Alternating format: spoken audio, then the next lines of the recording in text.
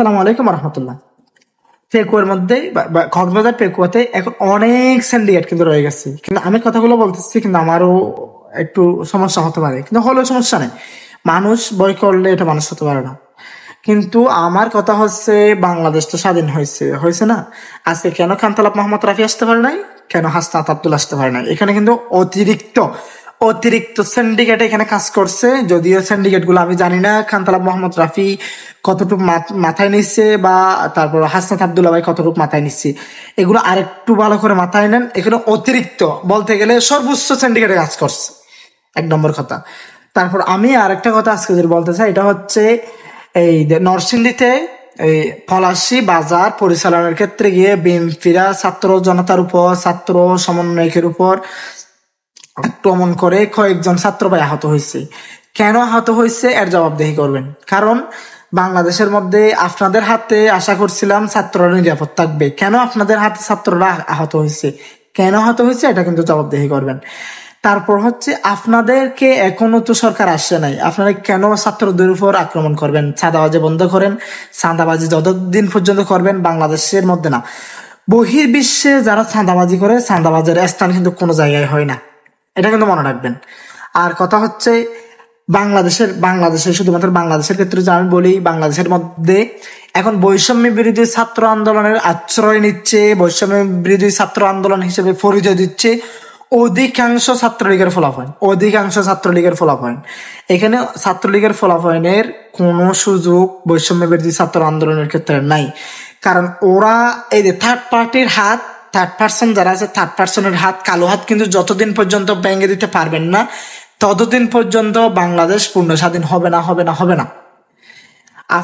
আজকে আজকে আমি অবাক হলাম। আমি কিন্তু সাধারণ জনগণ, আমাকে আমার বন্ধু ফোন দিয়ে বলছে, ভাই আজকে হাসনাত আব্দুল্লাহ ভাই আসতেছে, আজকে এই খানতালাব মোহাম্মদ রাফি আসতেছে পেকুয়ায়, হ্যাঁ তাদের সাথে একটু দেখা করি, বা তাদের সাথে দেখা সরাসরি যদি কথাও না হয়, তাদেরকে একটু সামনাসামনি দেখতে পাবো না। আমি স্বয়ং সশরীরে কিন্তু এই চট্টগ্রামের মধ্যে প্রতিটা আন্দোলনে ছিলাম, সামনে বা পিছনে ছিলাম।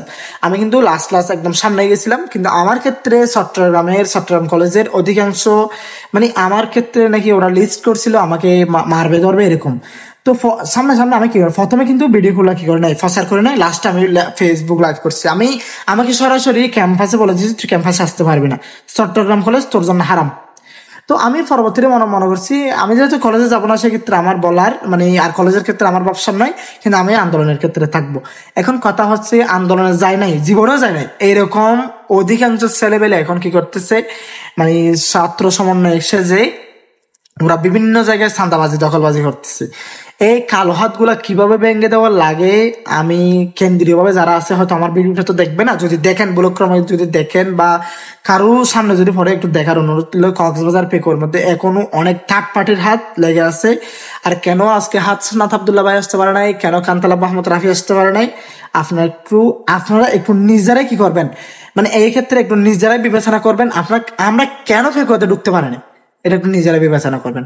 হয়তো আমি সরাসরি তাদের সাথে কথা বলতে পারি নাই, যদি বলতে পারলে আর একটু তাদেরকে কি করে দিতাম, অ্যালার্ট করে দিতাম কি জন্য আসতে পারে নাই। আমি কিন্তু সরাসরি অনেক কিছু জানি। তারপরে কথা হচ্ছে, কেন আসতে পারে না, ওরা তো ছাত্র, কেন পেকুয়ার মধ্যে আসতে পারবে না, কথা হচ্ছে এটা।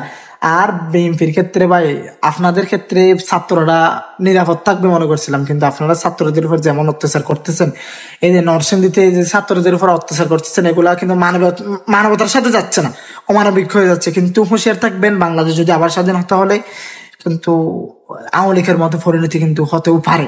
সেক্ষেত্রে ভাই আপনারা একটু সচেতন থাকেন। আমি একজন ছোট্ট মানুষ, কিন্তু ছোট্ট মানুষ হিসেবে কি করবেন না, মানে একটু গাফেল হিসেব করবেন না। বাংলাদেশের মধ্যে ছাত্র জনতার হাতে কিন্তু শেখ হাসিনা, খুনি হাসিনা কিন্তু পদত্যাগ করছে, পালাই যাওয়ার জন্য ওনার বাধ্য করছে।